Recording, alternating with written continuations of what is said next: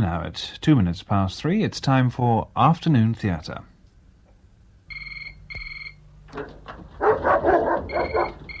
right, Ben. Come on, boy. Out here.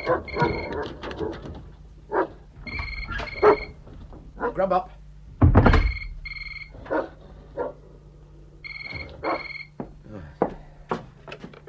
Hello. Harriet. How'd it go? Oh, tons better. Still on a liquid diet, but... yeah, well, got to have some consolation. Yes, Ben's having his supper right now. I didn't forget. Look, and don't worry. Of course I'll be at Gatwick tomorrow. I'm okay now. It's just a 24-hour bug. Yeah. Sure. Give my love to Gay Perry, and don't do anything I wouldn't do. Bye.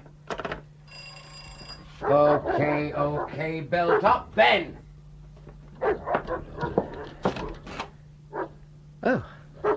Oh, hello there. Long time no see. You better come in.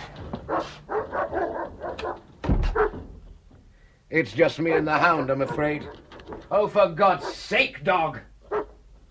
Harriet insisted we had him. You're pretty isolated here. And, of course, all the bits we keep buying.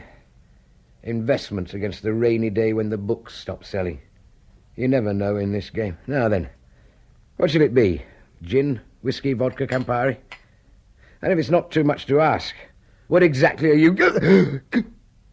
Huh? Ah.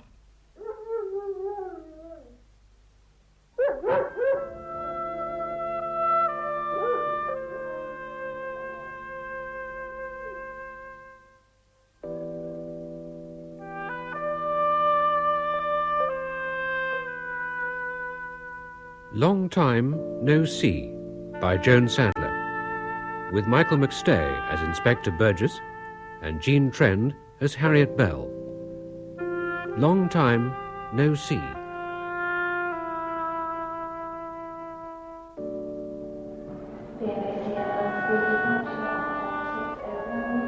Excuse me, Mrs. Bell? Harriet Bell? Yes? I'm Inspector Burgess. I've a car. Oh, thank you.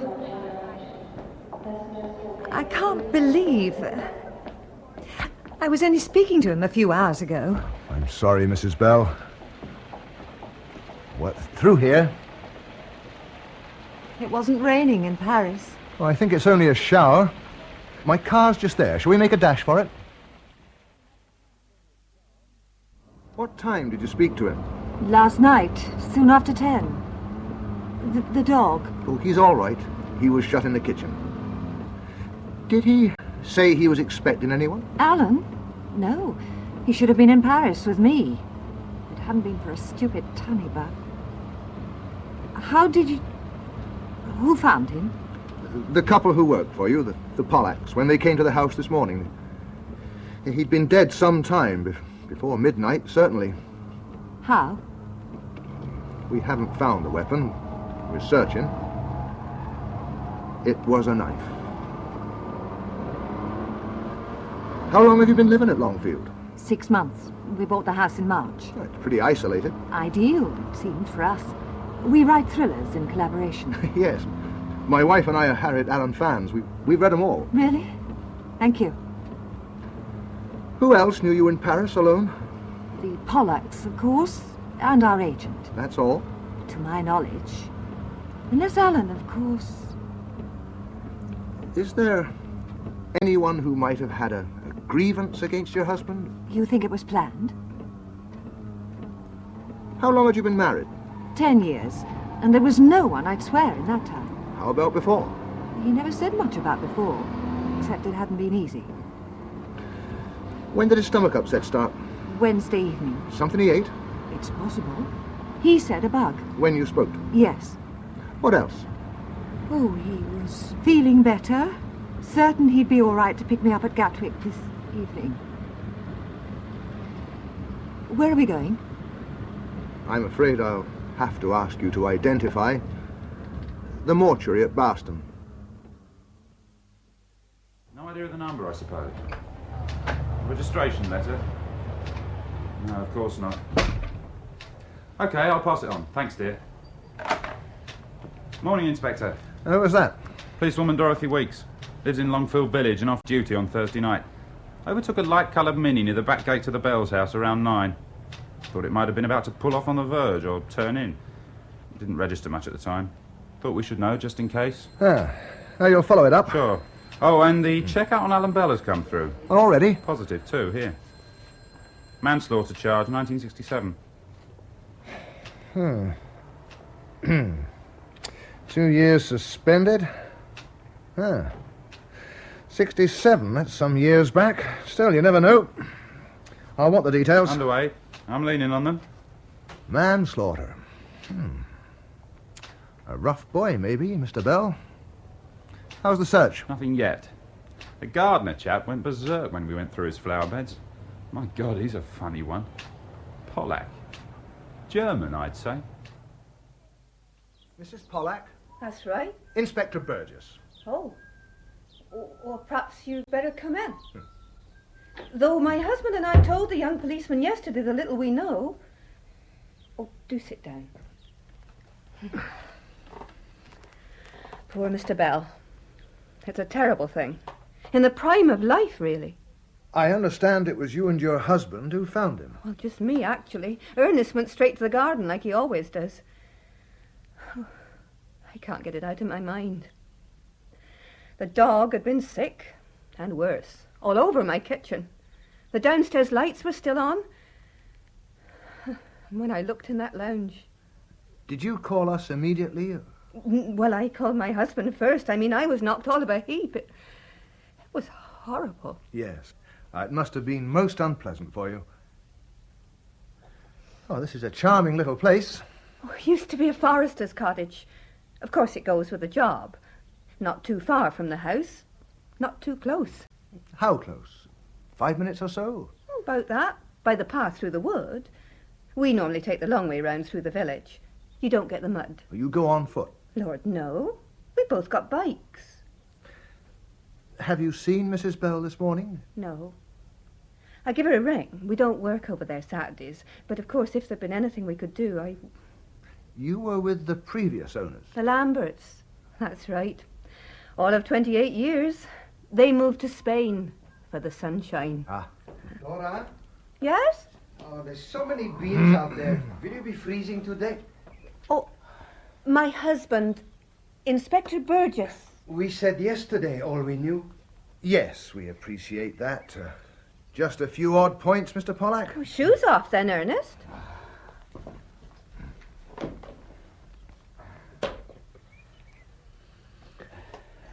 How was Mr. Bell when you saw him on Thursday? Well, like we've already said. Complained of stomach pains and didn't want to eat. Did you see him that day, Mr. Pollack? Just a few minutes in the morning. What about? The tomatoes. He wanted them up. Did he know much about gardening? My husband worked that garden for 28 years, and the Lamberts never once had cause for complaint. He complained? He criticised sometimes. Where do you keep your tools? Back of the house. Used to be a stable. And I'll tell you something. I made all those tool racks myself. You know, then, if anything was missing. They asked yesterday. I showed them nothing is missing. Everything is in its place. You're not from this part of the world, Mr. Pollack? I was born in Vienna. Ernest lost all his family at Auschwitz. There was an internment camp here at the end of the war. But I am British now. I have my papers. Mrs. Pollack, did you see Mr. Bell before you left? Just briefly. About 5. He said he thought a good night's rest had put him right. Did he say anything about expecting a visitor? By rights, he should have been in Paris with her. But he wasn't. He was at home. I'm wondering if he invited anyone over for accompany you. Not to my knowledge. Where were you both on Thursday evening? Here at home. All the evening? Well, Like we always are every evening. Did you see or hear anything unusual? No, nothing at all. From what you've seen of the Bells, would you say the marriage was a happy one? they work very hard. I couldn't really give an opinion. Made any friends here in Longfield? The Morgans went to dinner there once. Mr. Bell did the cooking, but not the washing up after. Any guests to stay? Colonel Ferguson come for a night. He's Mrs. Bell's uncle. At least she calls him uncle. He used to live round this way, knew the Lamberts quite well. Well, how about people calling in, for drinks maybe? No, they kept themselves to themselves. And the Morgans who came to dinner, who are they? Old Vicarage, that White House by the pond. He's a naval commander, retired. Let me top you up, Inspector. Oh, thank you. An old salt doesn't like drinking alone. Yes, the wife and I had dinner up there with them once. When was it, Hilda? July the 9th, a Wednesday. He cooked. Goulash or something. Very good it was, too. We invited them back, of course, but there was always some excuse. Too busy, I suppose, all those books. Oh, what made him invite you? Wanted to pick my brains, eh, Hilda? He was quite frank about it. New thriller was to be about a drug smuggling ring, run by an old naval type like myself. We'll dedicate it to you, he said. Why, are you au fait with drug smuggling? Well, my father could have told him a few tales about the Yangtze run years ago. Opium, of course, those days. Not quite what they were after. How long have you been living here in Longfield? 15 years. Smashing place. Lovely country, not too far from the sea. Well, do you know Colonel Ferguson? The Lamberts used to live round this way, friend of theirs. Charles Ferguson, oh, of course, splendid chap. DSO. Moved away, when was it, Hilda? 78, dear. Late October. You seen him since? No, alas. Though it was through him, I believe, the Bells bought the house. She's his niece, or something. Serving officer? Retired, like yours truly. Making the most of a pension, what? And where's he living now? No idea. Dare say Harriet could tell you. Don't suppose we'll ever get that dedication, no. Charles Ferguson, 2 S's, was a friend of my mother's. All right, Ben. I just call him Uncle, perhaps because I've no other relatives. It was through him, in fact, we heard of the house. Has he been down? Just for a night back in June. He and Alan didn't hit it off very well. Oh, how was that? Oh, Fergie's very much the old soldier. His flat's full of war trophies, guns, medals, and so on. Knives? Possibly. Yes, why? Not your husband's seen? Alan was a pacifist. Quite aggressively so when it came to an argument. Oh, where's he living now? Fergie? Tufnell Park. As a matter of fact, he's coming to stay for a bit, till I get adjusted. How did you meet your husband? Through our agent. We'd both been clients of hers for some time without much success. She suggested collaboration, thought we might spark off something. And you certainly did. Death by Arrangement, our first, really made us. Heaven knows how many reprints. The film. Must be 10 years now. 10 years next March. We were married on publication day. A successful partnership. Yes. In every way? Well, marriage-wise, it was second time for us both. You'd think he'd have learnt the snags, but we'd quarrel, quite violently sometimes. Oh, what about? Oh, petty things. Alan's grammar, his spelling, the fact the books were published under a woman's name, although the plots were mainly all his. Your agent, can I get in touch? Oh, she was off to New York when I spoke to her on Wednesday. Ah. How well do you know the Morgans? Hardly at all. They came here to dinner once. Alan had a hunch the commander knew a thing or two about smuggling. Any reason? Nothing really specific. What does that mean? Alan was a writer.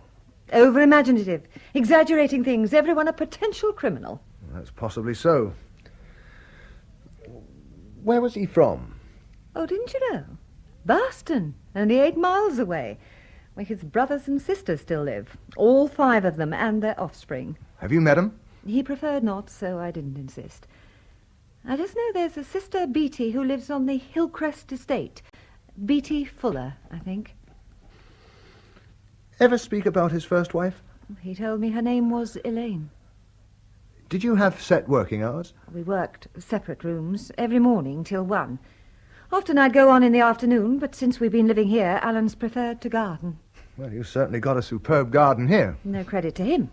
Ernest even designed it, I'm told. But Alan found it therapeutic to mess about with plants and things. Sometimes talked about doing a gardening book. By Alan Bell? Oh, of course. I'm no gardener. Would you know what this is? Well, I've seen Ernest use one. A pruning knife. We found it in your drinks cupboard here. It's a strange place for a pruning knife. Well, perhaps Alan brought it in from the garden. He could be quite absent-minded. Oh, there's nothing missing from your tool shed. But where else could it come from? I don't know. Would he need it for, a Protection, perhaps. A knife? Oh, surely not. He had Ben. Had your husband any other interests? He liked to cook, when he was in the mood. He worked in a hotel kitchen at one time. Oh, when was this? Oh, before we met, when we were both writing solo. I'd like to have a look at his room while I'm here. Of course. All right, Ben. Stay there. You've checked, I suppose, to see if anything's missing. Well, nothing, I'm sure. Do you know anyone with a mini, white, or maybe light grey or fawn? Ernest has got a mini. Light grey. Why? He might have popped over here on Thursday evening. I wouldn't have thought so. This is his room. As you see, tidiness wasn't one of his virtues, and I haven't the heart yet. All right, Ben. Excuse me.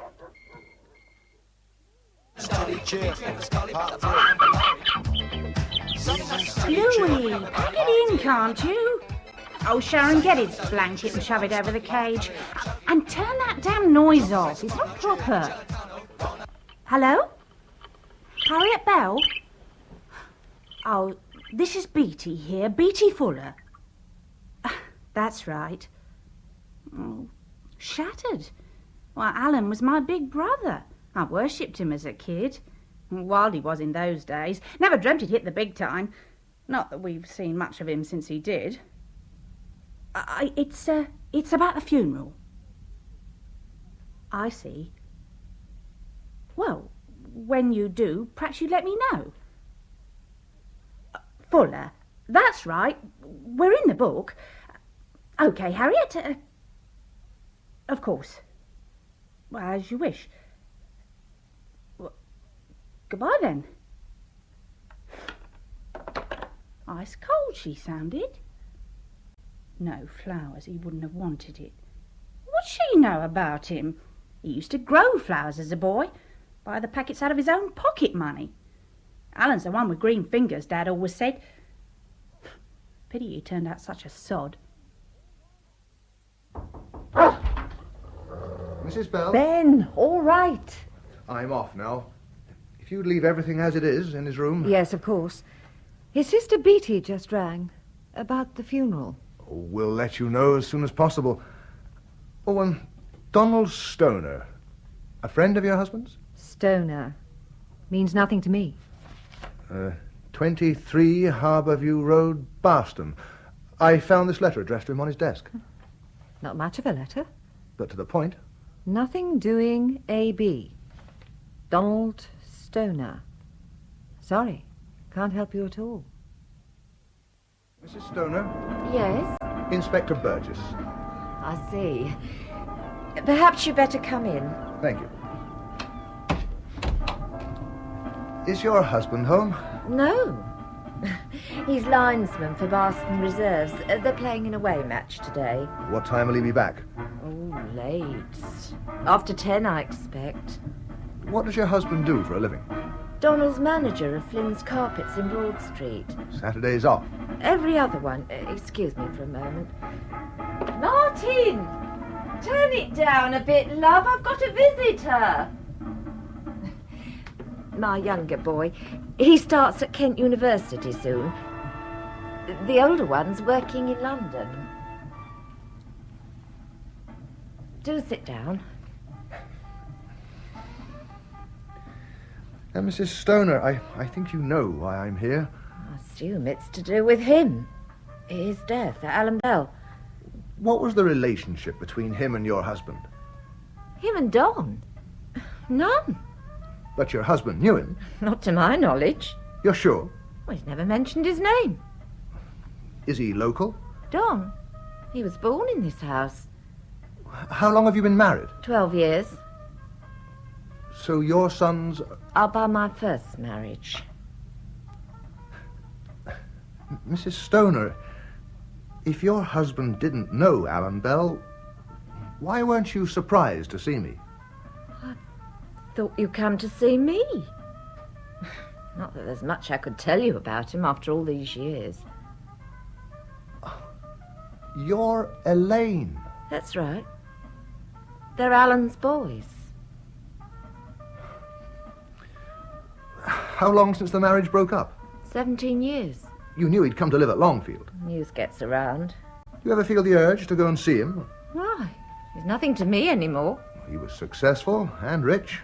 You might feel he owed you something, you and the boys. After all, he's their father. Some father.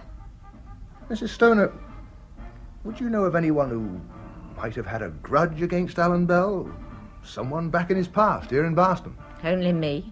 Or your husband, perhaps? I've said he didn't know Alan. To the best of your knowledge. 1967. Were you in touch with Alan Bell at that time? I never heard a word since the day he left me in May 1965. Will your husband be home tomorrow? Tomorrow's Sunday. In the morning. We usually garden till opening time, weather permitting. I'll be calling round. Before opening time. Ice? Please. It's good to have you here, Fergie. It's what uncles are for, sweetie. Now, how'd it go in Paris? Rather well. Thanks for your good wishes. Someone called Henri Benoit has translated our first 3 in 1 volume. La Rive seemed delighted. Ah. And to end like this. There. Thanks. Harriet, as a friend, wasn't it ending anyway? The writing. Perhaps. We'd started to live on our earlier reputation, though Alan refused to accept. And not just the books. He wasn't easy, but this has been quite shattering. I'm sorry. Forgive me. Garden looks in good nick. Pollack still with you? Of course. How'd he get on with Alan? Oh, all right. They argued a lot. Poor Ernest, he gets so worked up about his garden. And I'll tell you something. I planted those euchers, tended them like children. You don't water euchers. Who else round here knew he was in the house alone? Only Ernest and Dora, I'm sure. You're not suggesting...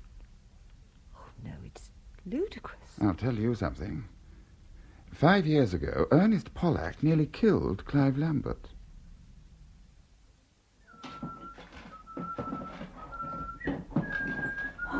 Ernest, can't you give it a rest? Oh, I thought you wanted a shelf put up here. I've been asking 2 years for a shelf put up there, but not now. I'm sorry. I'm not myself. Nor am I myself. Police trampling over my garden, coming here with their cold eyes, their questions. I just wish you hadn't lied. Ernest, where were you that evening? Where did you go? For a ride on my bike, that's all. You know, 2 nights running now you've got up in the night. So I drink too much. And left the bathroom light on. What's on your mind? Has he been needling you again? Oh, he always needles me, cocky so-and-so, telling me my job. His greenhouse, his shrubs, his euchers. Me, I planted those euchers, treated them like children. You get too worked up, love. It's only a garden. Only you know nothing. My brains he picks for his book. What book? Every time he picks faults is to find out how. Figs and grapevines and melons and cordon peaches. A gardening book? Him? It's finished. He told me. The first, what is it, draft, except for the pictures. Ernest, you went over there that evening? Maybe. To see my garden. It was too dark for the garden. To see him. About this book. My name somewhere, that's all. Some recognition for my knowledge he steals. In any case, someone was there already. You saw someone else? No, it was dark. I was at the side of the house. I heard his voice. Hello there. Long time no see. Better come in. What, did he give a name? Ernest, try and remember. There was an owl, the dog barking inside, but no name. Well, you should tell them. It must mean something. Tell the inspector. No, Dora. I tell them nothing. Nor you. Understand? We have said enough. Harriet? Oh, Henry here. Henry Morgan. We were wondering if you care to come over this evening for a meal. Hilda thought it might do you good. Make a break. He is? Oh, so both of you come. Yeah, of course. No problem at all. We'll look forward to it. Around 7? Fine. And if there's anything we can do to help, I hope you will. Goodbye. Who's both of you? The Colonel's there with her uncle. Oh, Henry, I wish you hadn't. Why ever not? Can't be rude. Well, I don't trust the man. There's something shady about him. My dear old girl, nothing shady about the Colonel. I always felt you and he were up to something. Clive Lambert, too. You imagine things, Hilda. Not to worry. Well, I do worry. I have for some time. Life seems almost too good to be true, materially. Oh, so how about smoked salmon for starters, and I'll get a brace of pheasant. Mrs. Bell? Oh, I do apologise. You're just going out. Only to the Morgans. This is Charles Ferguson, Inspector Burgess. How do you do? I'll bring the car round, shall I, Harriet? Thanks. Quiet, Ben! Mrs. Bell, we've had the post-mortem result. Your husband had an excellent meal not long before he died. No indication at all of a stomach upset. So, it was an excuse not to come. Is that what you thought? Not till this moment. But I realise now as I put the phone down, I'm almost sure I heard our front doorbell ring. You probably did, Mrs. Bell. It seems likely your husband had a rendezvous that night with his killer. Good night to you. What did he want? Nothing really. Just routine, as they say. Harriet, my dear, can't you take a I'm little... sorry, Hilda. It's delicious, but... May I? Just a tiny piece more. Of course.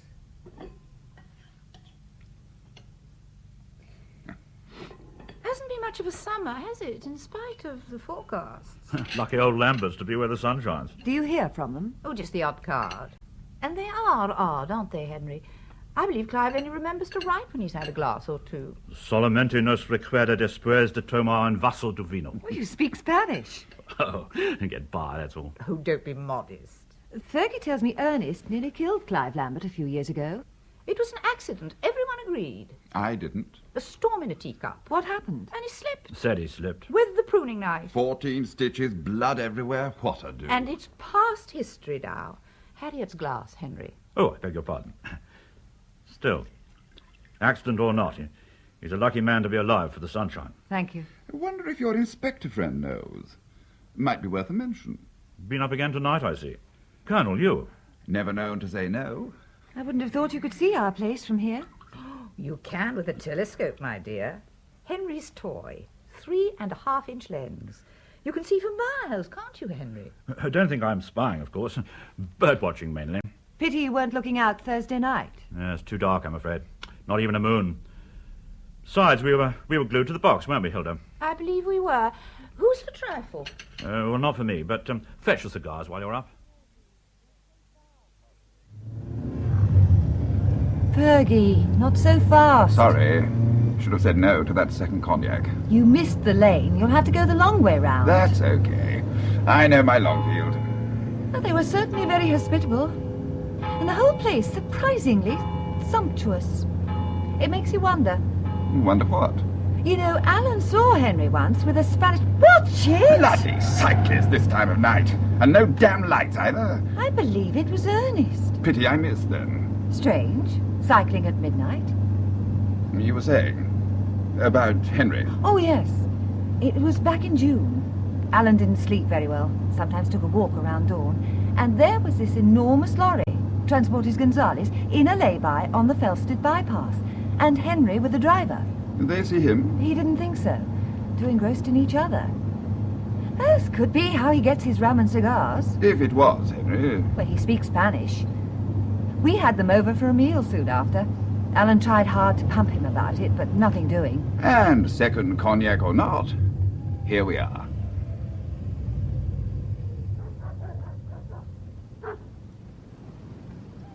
You left the lights on up there. I did not. Fergie, it's Alan's room. How about this casserole thing, Hilda? Oh, just leave it to soak. The Colonel certainly did everything justice. The pig. Oh, compliment to your cuisine, old fruit. No, I never liked the man. Why you had to invite him? Oh, not again. He was there with Harriet. I had to. Henry, I've never asked any questions. Best not. Be like the Three Monkeys. But we've got this lovely place, everything and more we could wish for. Like a plot in the graveyard? Oh, look, you're 65. You're too old for dangerous games. You've had enough excitement in your life. Never. I'll die any way you like, but not from boredom. And worry not. No one has ever suspected. Alan Bell did. Nonsense. Looking for a plot, that's all. In the graveyard? God, these saucepans. We really must get ourselves a machine. Henry, where were you Thursday night? Watching telly with you. That's the scene. And don't forget it.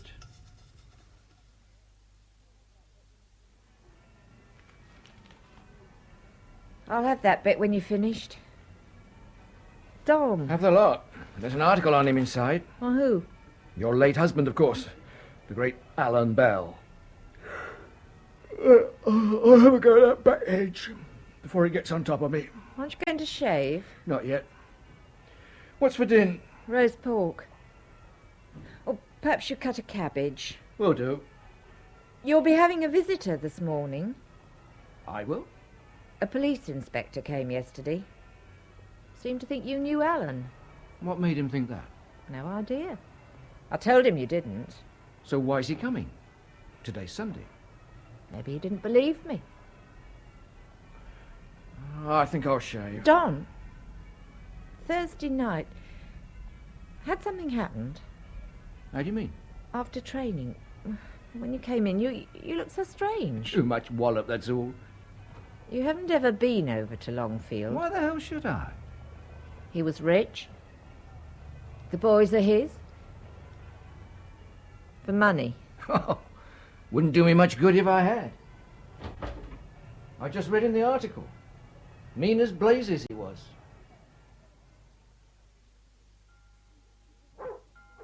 As you know, it wasn't tidy before. In fact, if the lights hadn't been on... You haven't touched anything. I know the rules, Inspector. Other than switching them off. How about the dog? Shut up in the lounge. Though I'd have sworn I'd left all the downstairs doors open. The house was locked? Of course. Windows? It was a warm evening. I'd left a small one open for Ben. Anything of value up here? The paperweights, the little antique clock, the radio, all still here. Where's Colonel Ferguson? Walked in for the 10 o'clock service. Ah, that's his Mercedes in front. Yes. We've a Rover. At least Alan had. I don't drive. How did you get up to Gatwick? Ernest drove me, reluctantly. He hated leaving his garden. Who else knew you were at the Morgans? I told Dora, en cas de malheur. She has keys to the house? Yes. Did you see anyone on your way to or from their place? On our way home, there was a man on a bicycle. I'm almost certain it was Ernest. Oh, it's a pity I missed the Colonel. I'd have liked a word with him. Perhaps you'd ask him to call in at the station tomorrow. You'd better give me a ring first, and you know the number. My husband's in the garden. I've said you're coming. Don! That's a fair-sized bit of ground you got there. Don's quite a keen gardener. Like your first husband. Alan? Really? I didn't know that. Of course, we only had a flat then over Moore's the greengrocer's. Not even a window box. Here in Barston? That's right. Oh, Don, Inspector Burgess. If you'll excuse me. We have roast on Sunday. Good match yesterday. So-so? I used to play up to 10 years ago. Devon Police. Mr. Stoner, how well did you know Alan Bell? I didn't know Alan Bell. Well, you never met him or corresponded? Why should I? Well, you married his ex-wife. The 2 boys are his. You might feel he owed you something, especially after he became rich and famous. I suppose I might, but I didn't. Well, you're a local chap. Must be around the same age. Didn't you know him at school? Play football together? It's not a very big town. Big enough. 15,000, quite a few schools. You're in carpets, your wife says. Always been your line? For the last 14 years. And before? I was trained as a butcher. My father had a shop in Broad Street. You've always lived in Barston? Most always. Where else? Oh, around, Leeds, Oxford, Bristol.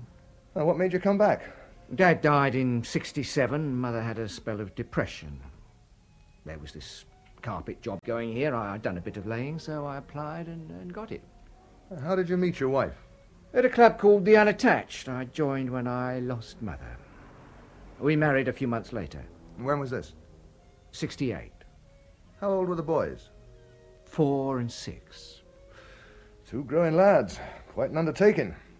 Not a highly paid job. Not too bad with commission, and the house is mine. We'd managed. That's your car outside, the yellow Ford? Yes. Where were you Thursday evening? Thursday's practice night for the team. You were with them? Of course. Till what time? I got home about 10 or 1:30. We usually have a pint after. Where? In a pub. What pub? The Anchor, usually. I'm asking about Thursday night. The Anchor? And your wife? Where was she? Here at home. Like she always is of a night. Mr. Stoner, in Alan Bell's study there was an envelope addressed to you. A note inside. Nothing doing. What were you after? What did you want from Alan Bell? Nothing. I don't understand. I didn't know him. We'll want a better explanation than that, Mr. Stoner. Think about it. We'll be in touch again. Enjoy your roast. Lovely text that sermon had, about the fields and the grass. As for man, his days are as grass. As a flower of a field he flourishes, for the wind passes over and is gone. Oh, you know it. In the internment camp, I learned all the Psalms. It helped my English and made something to do. Religion can be a comfort. Good congregation tonight. Suppose people hoped she'd be here. Yes, a full church. And we sat in our row alone. I didn't notice. I tell you, when there is trouble, the Fremde ist immer verdächtig. Ernest, you went over there last night, to the house, while they were over the Morgans, didn't you? Just to see no one was hanging around. So why take their keys?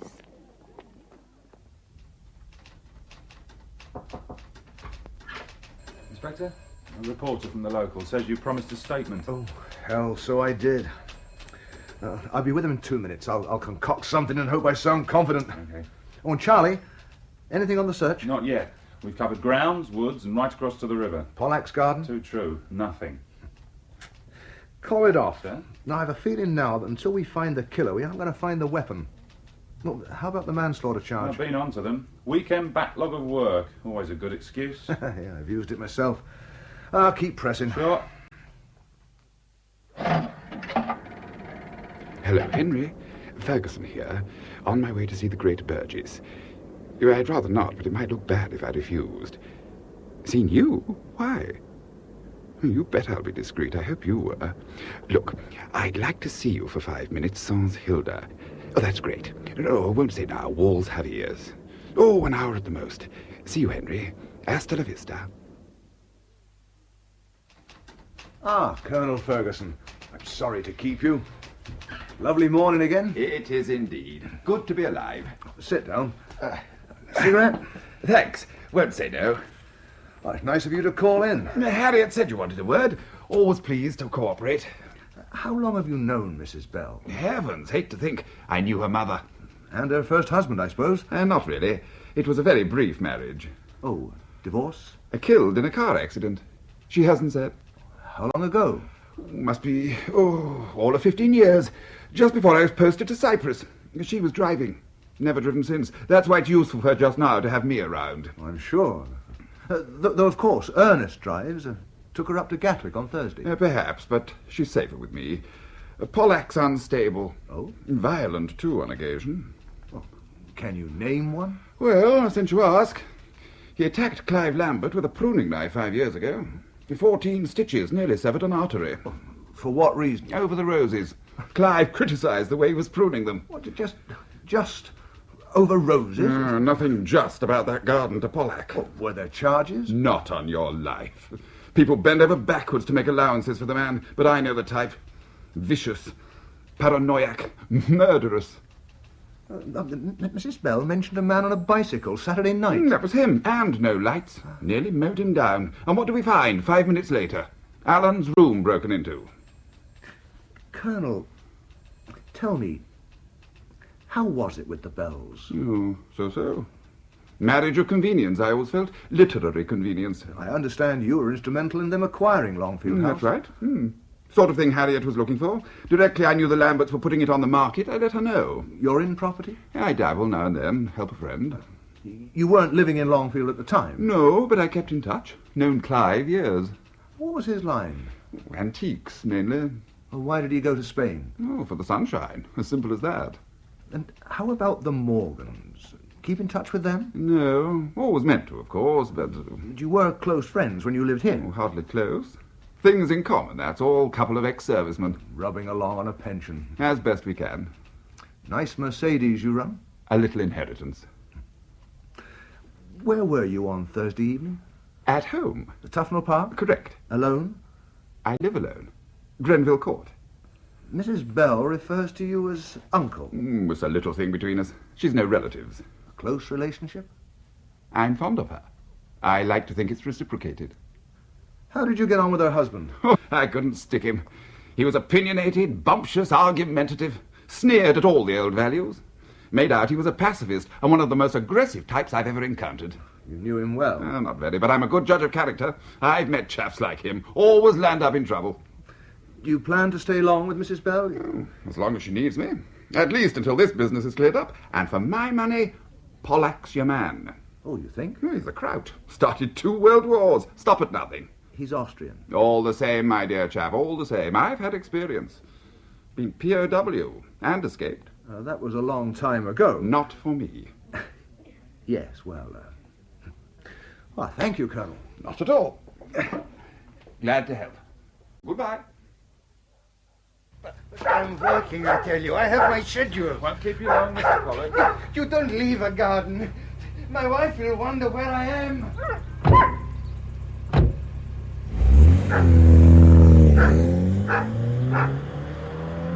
Mrs. Bell?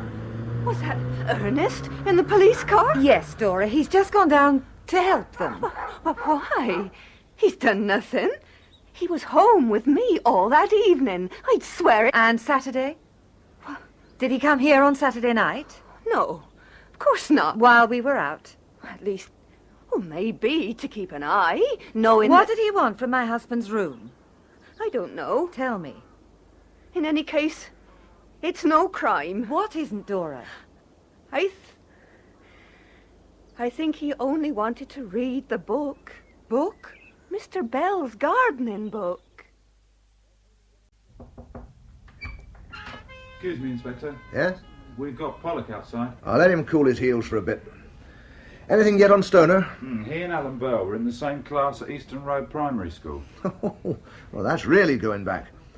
You're checking out Thursday evening? Working on it. Seems he left the Anchor soon after 8:30. Did he now? Burgess? Oh, Mrs. Bell, hello. Really? And you yourself didn't even know? Just to read it? Well. I will see. Thanks. Yes, of course. Goodbye.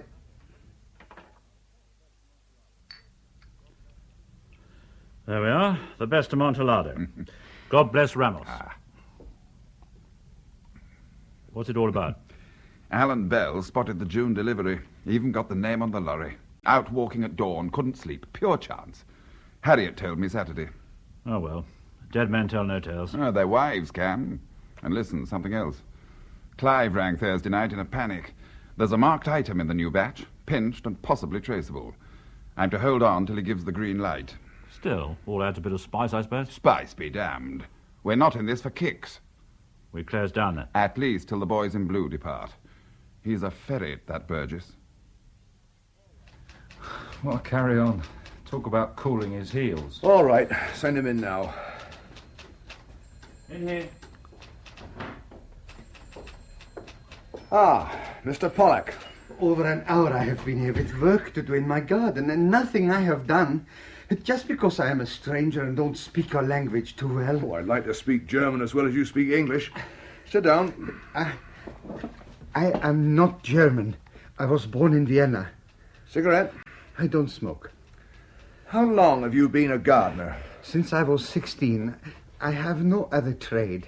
What made the Lamberts go to Spain? For the sunshine, they told us. Antique dealers, I understand. Antiques, jewels, and all that. You had quite a stretch with them. 28 years. No troubles? They left the garden to me. It was mine. Other than pruning the roses? Who told you? It was an accident. Everyone knew. Mr. Lambert tried to take the knife from my hands. I slipped on the wet grass. Been raining? It was the dew, a heavy dew.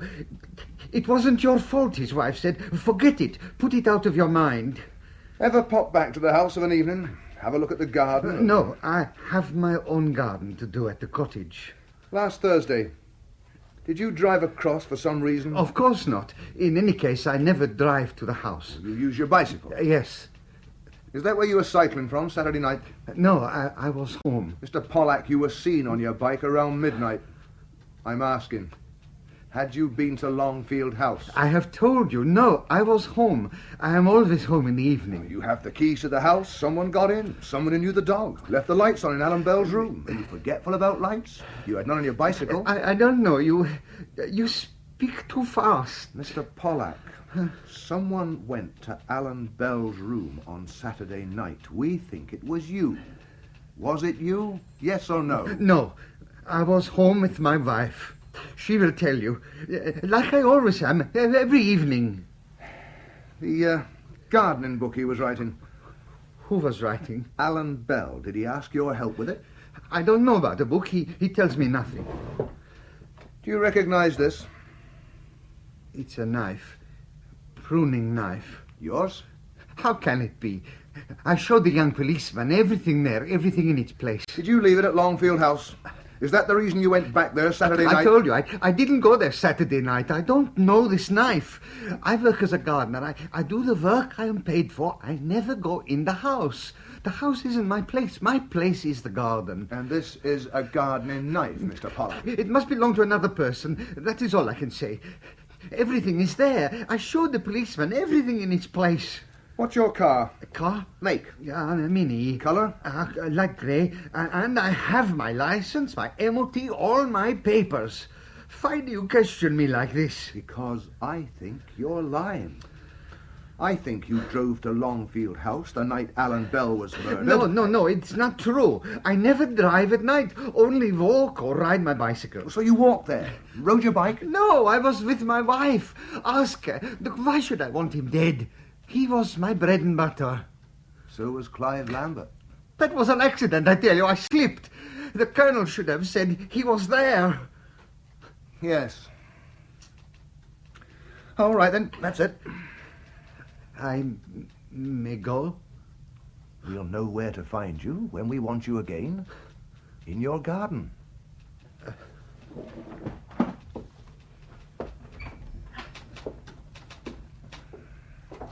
Inspector? Yeah?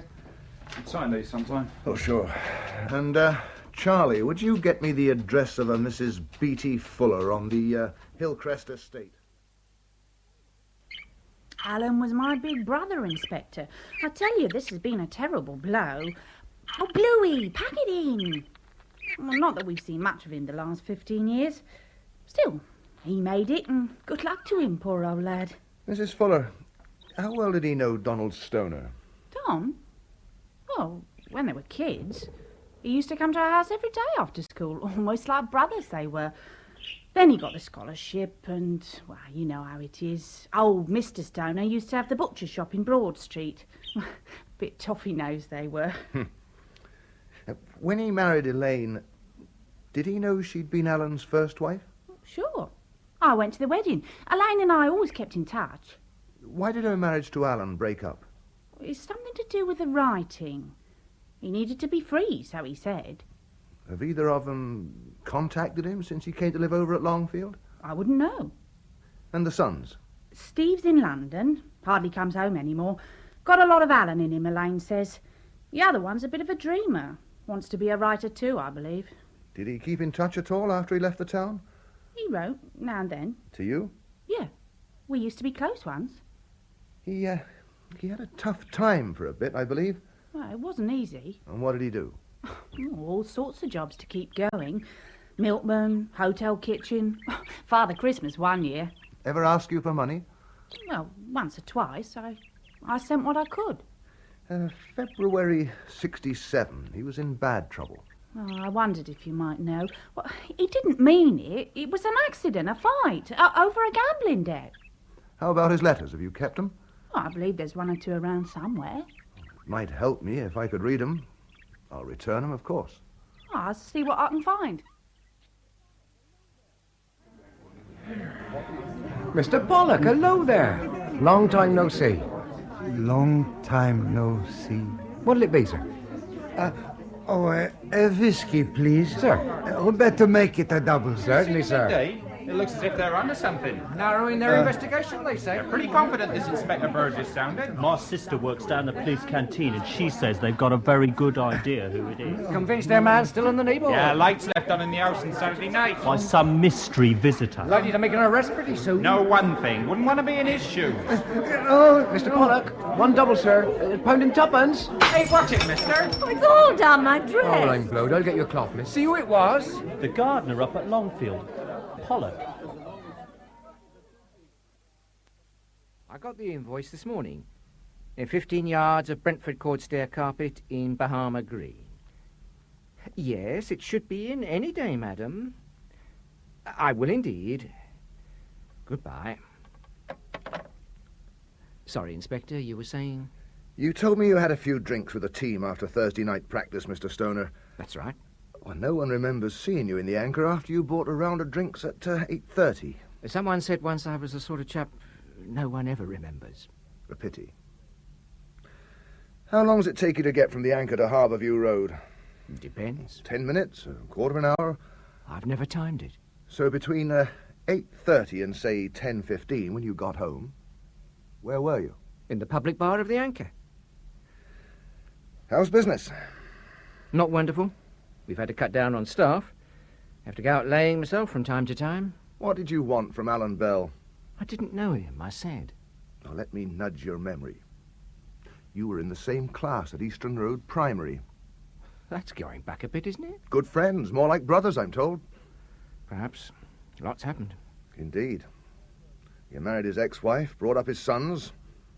Where were you between 8:30 and 10:15 the night he died? In the Anchor. I believe you were at Longfield House with Alan Bell. Well, how should I be? Because he'd said there was nothing doing. Nothing doing about what? Oh, come on, you've had time to think. I told you I didn't know him. Very well. I'd like you to come along with me. Now? Yes, Mr. Stoner, now. I've been patient enough. Perhaps we'll get some truth out of you at the station. Ernest? Oh, I've been worried about you. She let me off early. What you burning? Nothing. Some rubbish. You look poorly. What happened? What did they want you for? Have you seen the paper? No. The police expect to make an arrest very soon. In this neighborhood. Well, it'll be a good thing when they do, won't it? Dora, I think they mean me. You? But why? You've no reason. They want to believe it is me. I'm the what is it? I'm goat. Scapegoat? Look, I am a violent man, too. I attacked Mr. Lambert 5 years ago. That was an accident. Surely you said. Look, when they're told by an English colonel something is so, they're not going to believe the gardener, especially if he's German. Oh, that man hates you. Always has. Thinks the war never ended. God, and I hate him, too. I'm scared, Dora. Scared to death. Locked in a cell. The dark, the stench. Oh, now don't be silly. It's not like that here. How do you know? People die in cells. I have read. Police brutality. Stop it. Calm down. Nothing's happened yet. I thought when I replaced the knife, that would be it. No more questions. Knife? What knife? Pruning knife. Missing from its place in the rack over there that morning. That's why you... But why? Dora, you're so stupid. I had to show them everything right, everything there in its place. Otherwise, it is me they suspect. And they do? Yes. I am a violent man. The Colonel says so. It must be true. Look, I'm going to the inspector. I'll tell him everything. How you felt that night, what you heard. No, we tell her nothing, you hear? Nothing at all. We have said enough. I can't face them, Dora. What should I do? Now stop shaking. No one will hurt you. They will leave me in the dark. I shall hear the screams of the others. Calm down now. I must answer it. All right. Tell them where I will be. In my garden. Right. Goodbye, little Dora. Auf Wiedersehen.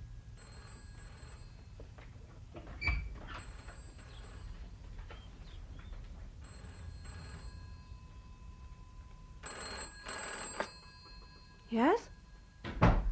Oh, Mrs. Bell. Yes. Well, he's very upset. He's on his way now to his garden. He'll feel better, I think, when he's working. And she said, I've just seen the Colonel's car outside your house. It's so nice to have him back in the village. Any biscuits? Tin's by your elbow. Now, what's it all about, Henry? Oh, custard creams. I can't stick 'em. Why was that man here again? Hilda, you do carry on. I thought we agreed that the three monkeys, remember? Oh, my God, I've been so naive. I realise now those odd cards from Clive Lambert aren't so innocent. You're all in it. Well, don't treat me like a child. Tell me. Tell you what? Is it drugs? You think I'm crazy? Alan Bell thought so, I'm sure. What Alan Bell thought's not important. He's dead. I know. That's beginning to worry me too. Hello? Dora? No, I just assumed he was around somewhere. Hold on a moment. Uncle, did you see Ernest this afternoon? Here? Can't say I did. Why? Well, he's not home yet. She's worried. He's a man of habit. Dora? No, neither of us have, but he may have been in the potting shed. Look, if he's not home in another hour, let me know. And don't worry. Yes, but things happen. It's not late. I'm sure he's all right. Strange, though. You know what I think? He's gone on the run. Burgess. Oh, Mrs. Bell. I see. Oh, but he hasn't had quite a routine day, has he? Ah. Well, it's only what? 6:30? Well, he's in the pub, probably. Oh, you have? Well, all right, if he's not home by 8 or so, better give me a ring and we'll look out for him. Pollack. Ernest Pollack, 5'7", slim build, grey receding hair, wearing blue denims, check shirt, blue wool hat, leather waistcoat. Speaks with a German accent. Watch how you go with him. He might be in a pretty agitated state. He's wanted for further questioning in connection with the murder of Alan Bell. Mr. Stoner, you told me you didn't know Alan Bell, never met him or corresponded. That's so. Read the PS to that letter from Alan Bell to his sister. Who do you think I bumped into? Go on. A while back, Donald Stoner, of all people. A bit of a rolling stoner. Pun, like yours truly these days. But he's been a real friend. So, you'd been a real friend to a man you never knew. Oh, come on. I'm going to find out, you know. You might just as well tell me now. I was working in London. I ran into him in Leicester Square one night. And? He was pretty well down. No job. Hungry, even. Been in some sort of trouble. I let him stay with me. Share my room. That's all. How long did he stay? A while, some months, I believe. Used to write all the time. Did he pay or help out at all? I didn't do it for that. And later you married his ex-wife, brought up his sons. Oh, he had quite a debt to repay. I told you I didn't do it for payment. So why the hell not come out with it in the first place? I mean, what's wrong, for God's sake, in befriending your old school pal? He'd been murdered. I didn't want to be involved. Well, you are, Mr. Stoner. Yes?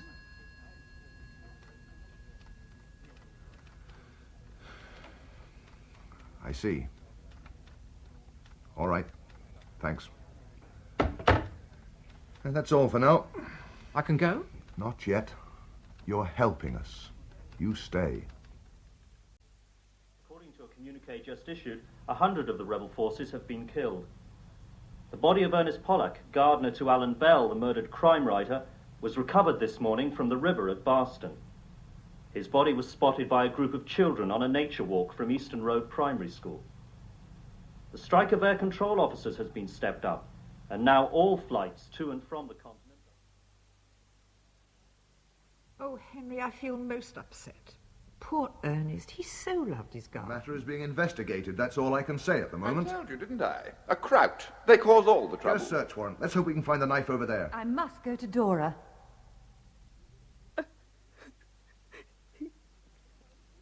He kissed me goodbye. Said Auf Wiedersehen. I didn't even look round as he went out the door. 35 years we've been married. Always together. I don't know what I shall do.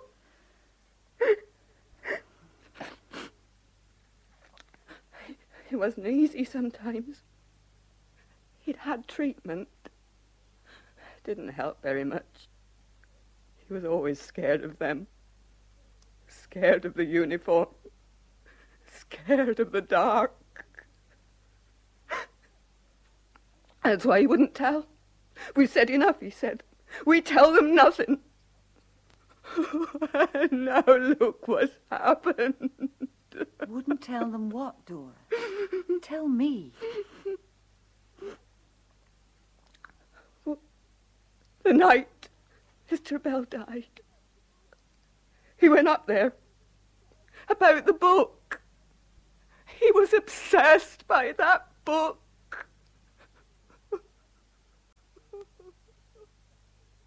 She's sure that's all he heard. So she says. Long time no see.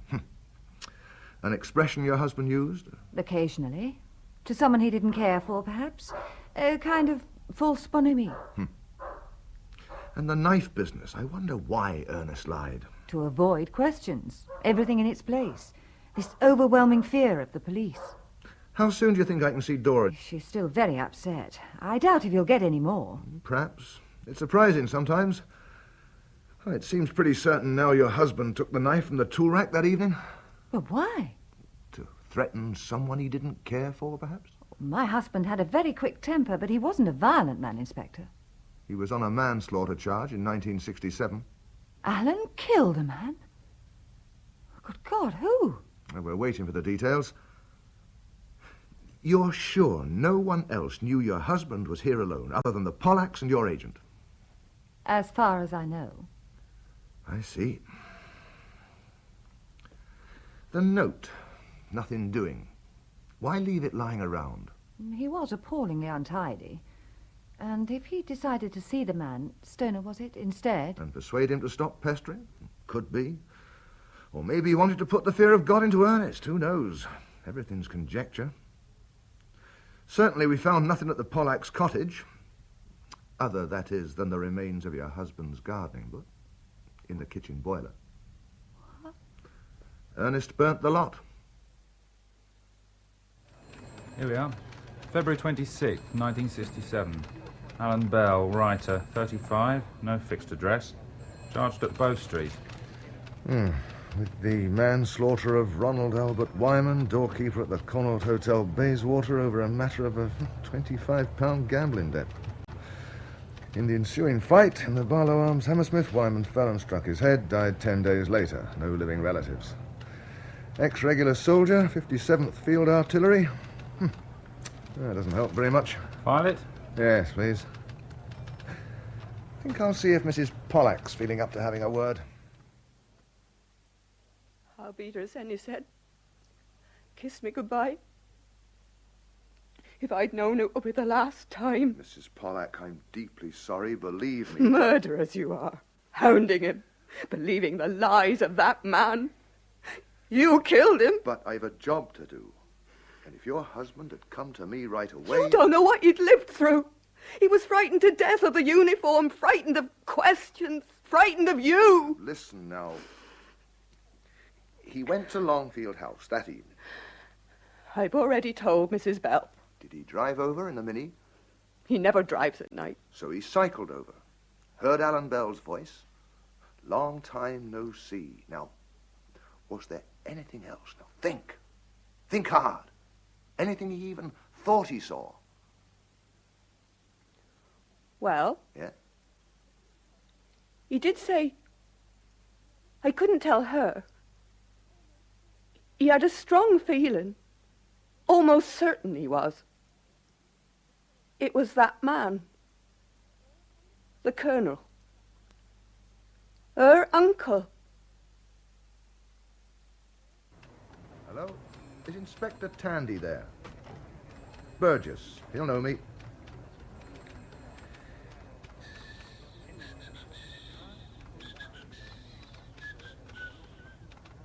Jim? Long time no see. How is it down in salubrious Tufnell Park? Oh, bogged down as usual? I hope so. Look, there's a Colonel Ferguson, 2 S's, lives up your way, Grenville Court. Well, I'm interested in his whereabouts last Thursday afternoon and evening. Yeah, it's just a routine thing, really, probably wasting your time. Oh, I got a strange one here, but you know how it is. I got to turn all the stones. Yeah, perhaps you'd ring me back sometime. Thanks, Jim. Oh, Jean's fine. And Molly?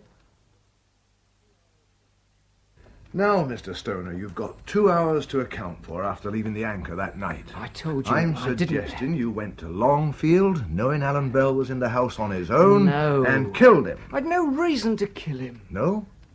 Well, you'd sheltered him when he was down and out, married his ex-wife, brought up his sons, worked your guts out in the carpet shop, and suddenly he's 8 miles up the road, rich as creases. So what? So you demand what you think's your right. And because he won't play ball, there's the knife. What knife? The one you killed him with.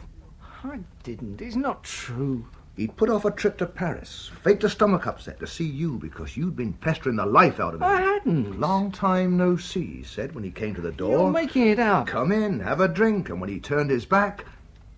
Come on, tell me. Where is it? If I was after him for his money, well, why the hell should I kill him? Because you knew there was nothing doing. You've got it all wrong. Okay. Put me right. You did arrange to meet Alan Bell at his house on Thursday night. But I didn't go. Why? I felt scared. I didn't trust him. I knew he'd killed a man once. Well, why not think about that before? I can't explain. It's just... When I got to the gates, I drove past. Oh, come off it. You're saying you arranged to meet him that night just to drive past his gates? Well, where'd you go? Not back home. Well, I'll tell you. You drove in those gates and you know it to kill him. Oh, I didn't. I drove past. It's the truth. All right, we'll say you drove past. Where to? I don't know. Yes, I do. Towards Felsted. Pulled off in a lay-by and had a fag. And then? Oh, shall I tell you? You thought Alan wouldn't hurt an old pal now, would he? And he's loaded, might never get the chance again, times are hard, and money won, like it always does. You turned back, yes? Yes. And?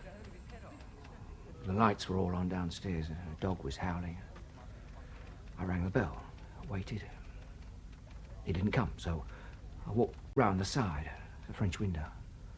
I looked in, he was lying there. Blood. He was obviously dead. What time? I don't know. 9:30, maybe. Before 10? Sure, before 10. Why not ring the police? I knew if you found out I'd had a date with him, I'd be in real trouble. Well, we have found out. And, Mr. Stoner, you're still lying. His wife rang him from Paris just after 10, and he was still very much alive. Sergeant, the usual arrangements for Mr. Stoner. He's our guest for the night. You can't. I've got rights. I've done nothing. You'll probably want to ring your wife. There's a phone out there you can use. Okay, Mr. Stoner? No, it's not okay. You, Inspector. It's a message from Tufton Park. Well, well. Well, we'd better see Uncle first thing. Inspector, this is nonsense. My car was in its parking space all of Thursday, and I was there in my flat. Yes, the porter said he saw your car, and lights on inside. So there you are. Are you engaged in any business activities with Clive Lambert? Property, antiques, buying or selling? Of course not. Clive's in Spain. Yes. He rang you from Bilbao Thursday evening. Couldn't get a reply. Finally left an urgent message with the porter for you to ring him. Sure, I got it. Something personal. When did you get it? When I picked it up off the mat, after having a snooze. Didn't hear the phone? A bit deaf in my right ear. Guns, you know, I was artillery. Probably sleeping on the other side. With the lights on? Often do, after a drink. When did you last see Alan Bell? Must have been back in late May or June when I came down. How did you know he was alone there Thursday night? I didn't. How could I? Oh, it's been suggested that his visitor that night could have been you. Whoever suggested it must be off his head. He was in Paris with Harriet, as far as I knew. And I was home in Grenville Court. Well, certainly your car was there and your lights on.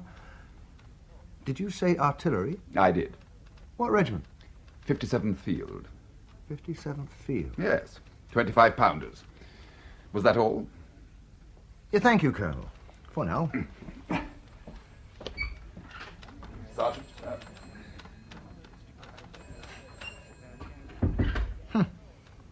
57th Field, Charlie. Interesting. How come? The manslaughter case. Wyman, same regiment. Well, life's full of coincidences. Yeah, all the same, you better look into it. Well, we've certainly got a right bunch here. There's one thing in common, though. All trying to fool a hard-working policeman. Except Mrs. Bell. I'm not so sure. She's cagey, holding something back. Probably of no interest when I find out. But I shall. I thought the damn business was over with Pollack. They're holding someone. It's in the paper. He didn't say. Cagey bastard, no. Fergie. Alan faked that stomach upset. Faked? To be here, to meet someone. Good God. How'd you know? The post-mortem. He had a date? With his killer. That's the theory. Who the hell, I wonder? Someone who didn't like him? Well, I didn't like him. Phony pacifist ideas. And where would they all be if it wasn't for us? The finest men I've ever known. Fergie, stop listening to the bugle. Sorry. The thing is, I had a bit of a shock myself last week. Chap used to be my driver, salt of the earth. Killed in a stupid pub brawl some years back. Should never have lost touch. Blame myself, really. Well, let's have a drink. A nice long gin on the terrace. Overlooking the swimming pool and the 3.5 acres and the stable. All beautifully isolated that you chose for us. You know, you really ought to buy some horses. I'd teach you to ride. And Harriet, when you start again, writing, I've had quite a life. We can make an interesting partnership. I'm serious. Think about it. Henry, have you seen? They're holding a man for Alan Bell's murder. Look. Oh, not Pollack after all, then? Oh, I never thought it was. But I'm so relieved. Why? What was Pollack to you? Relieved it's not you. Why should I want to kill Alan Bell? Well, he knew too much. He could have stopped your activities. Well, he won't now. So let's go on enjoying the good life and leave it at that. Yes, we have, but no charges yet. Really? When? Well, well. Oh, sure, but you never know. Thanks, Jim. Keep digging. Yeah, I'll be in touch. Inspector? Ah, Charlie. Tandy just called. A Mini. White. J registration has been reported missing by a Major Henderson of Muswell Hill. Last used it Wednesday night. How about this? It's the Major's second car. And he lends it from time to time to an old army pal when his merc's in for service. Colonel Ferguson. More coincidence? As I said, the world's full of it. Anyhow, Tandy's got a search underway. You can't beat a Devon policeman. Meanwhile...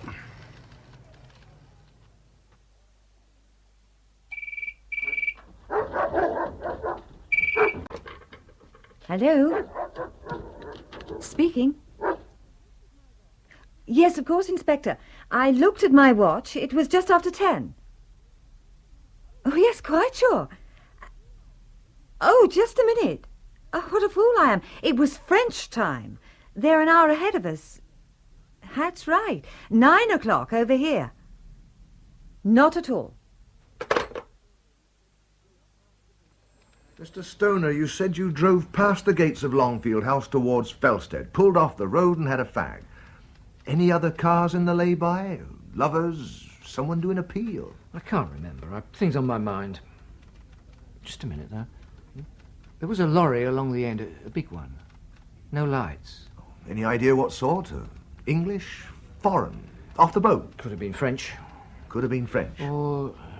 no, Spanish. And, hold on, there were headlights. That's right. A car pulled up alongside, a chap got out, oldish guy, small white beard. Good God, we laid carpet there last year. Berber, good stuff. The attic of all places. Bloody great telescope. Glued to the box, weren't we, Hilda? 6 o'clock onwards. Commander, we're holding a suspect. Yes, so we read. We don't, as a rule, disclose identity until a charge has been made, but his name's Stoner, Donald Stoner, Flynn's Carpets. Stoner? But he laid our carpet in the attic. Commander, did you pull into Felsted lay-by last Thursday evening between 9 and 30:30? I just told you, Inspector, I was here. Donald Stoner maintains he saw you with a Spanish lorry. Oh, not me, I swear. Now, look, I don't give a damn if that's your supply of Bacardi and Castellas. I'm holding a man on suspicion of murder, and if what he says is true, it might possibly help him. I'm sorry. Mrs. Bell? Burgess again. You said your husband had a hunch Commander Morgan knew a thing or two about smuggling, but nothing really specific. Well, if possible, I'd like something specific. Yes, this is a murder investigation, Mrs. Bell. You know as well as I do that apparently irrelevant information can sometimes be useful. And yes, of course, he's a friend, but... Yes? Go on. Where? Could you repeat that? Transportes Gonzales. Ah. Oh, and Mrs. Bell, the Colonel's still with you? Picking late strawberries. Very nice. If this Stoner chap's innocent, Hilda, he'll get off without help from me. But he doesn't reveal anything just to say it was you. And it was, wasn't it? The lorry driver could have been asking the way. Hilda, we were watching the box. We said so. Think they're daft? If I open my mouth... Look. Do you want to see everything snatched away from us? Visit me in jail of a Sunday for the few years I've got left? All right. But I have shut my eyes for too long. You must tell me now. What is it? Diamonds. Uncut diamonds one way, small arms the other. I'm in it up to here. All three of us. Rich, too. More than ever you dream. I can't lose it. Don't ask me. Where are you going? To the sea. Look at the boats. Calm me down. Oh, do be careful. And don't be too long or I'll worry.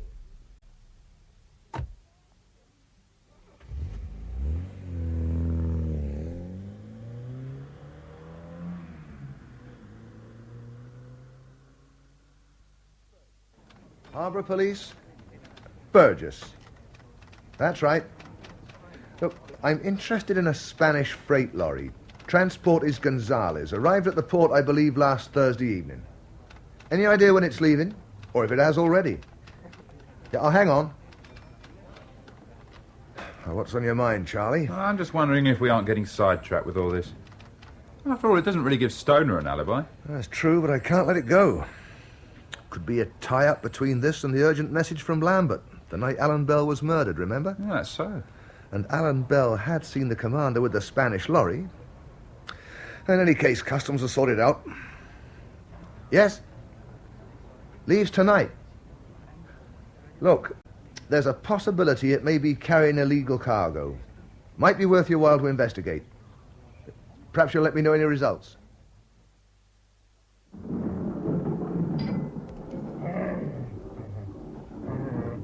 I hope there's not going to be a storm. My dear, I'll protect you from the wrath of the gods. Here. Dutch courage. Thanks. I was thinking of Dora over there on her own. She's terrified of lightning. Don't ask me to go to Dora. You know, Ernest came here that night. Heard Alan say to his visitor, "Long time no see." Who told you? Dora, after he'd died. Did he see the visitor? Hear anything else? No, nothing. Just that. Long time no see. Someone he hadn't seen in years, probably. On the other hand, the sort of thing Alan might say after 3 days. Or 3 months. Let's have another. Not for me.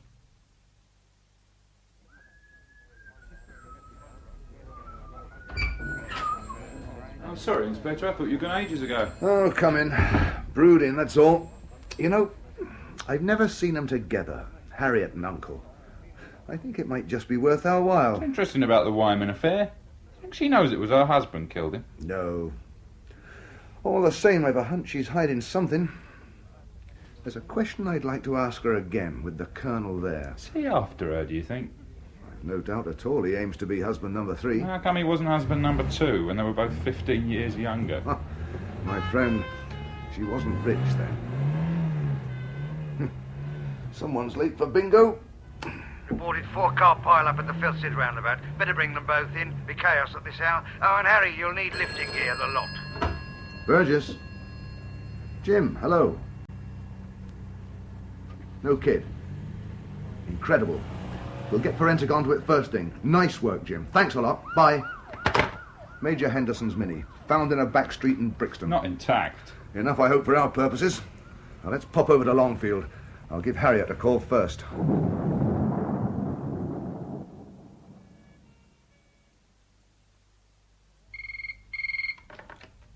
Hello? Speaking. Yes, Inspector, he's here.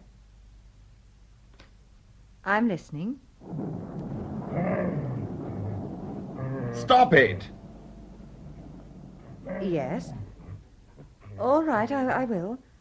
No, I've got it. I'm to say 2 things. Ronald Wyman's death.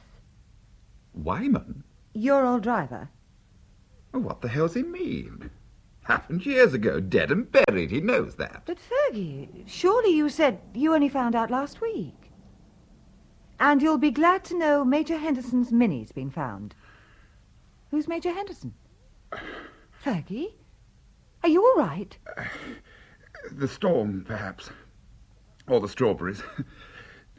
Perhaps I'll get a breath of fresh air. Easy, we're coming to the roundabout.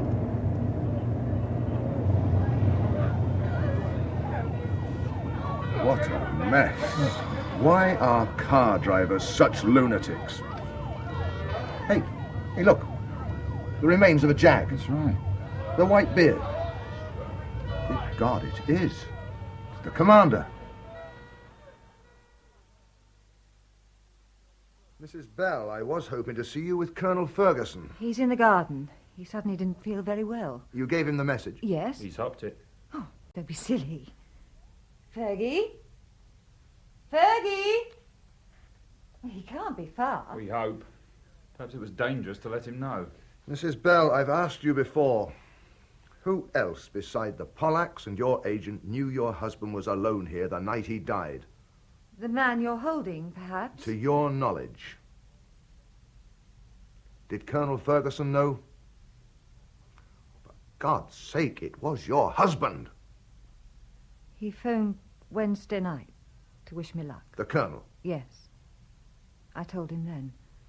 Alan wasn't coming with me to Paris. And you've kept it from us. Maybe cost Ernest Pollack his life? Why? Because I think all along I've known and didn't want to face. Don't you see? He knew my mother. All my life he stood for something marvellous and fine. What time does that boat leave? 8:15. Right, away we go. We'll start the search from there. Transportes Gonzales may well have a smuggled military cargo aboard. And the station.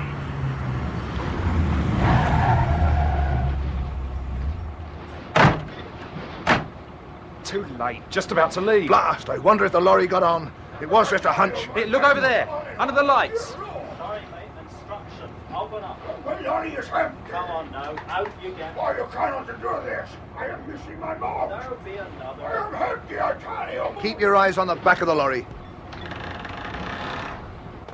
There he is. There's our boy. Ferguson! Colonel Ferguson! I'll get him. Well, watch it, Charlie. Go right. But watch it. Oh, good God, the man's crazy. He's heading for... No! Christ! He'll be in the screws. Stop engine! Stop engine! Oh, my God.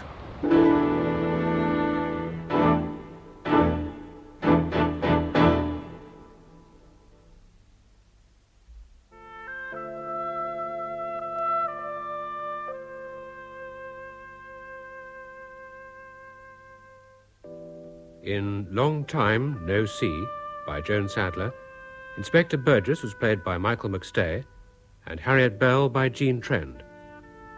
Alan Bell, Steve Hodson, Dora Pollack, Sheila Reed, Ernest Pollack and Ramos, Ronald Herdman, and Fergie by Philip Voss.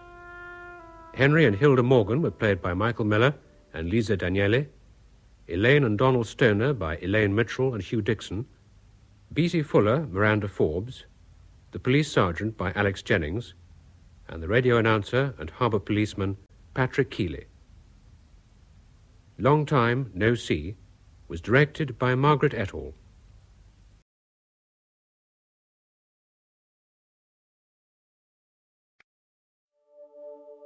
I'm just me, and you're just you. But somehow, that's everything we need.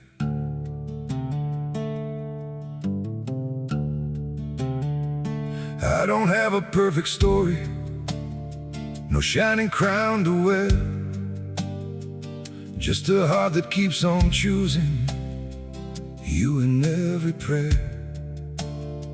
You're not made of fairy tales, you're not some distant dream, just the one who feels like home in ways I can't explain. I'm just me and you're just you, nothing more, but it feels true. No disguise, no in-between, just the way it's meant to be. We don't need to be someone, we don't have to chase the sun. In this world so wild and free, you belong with me.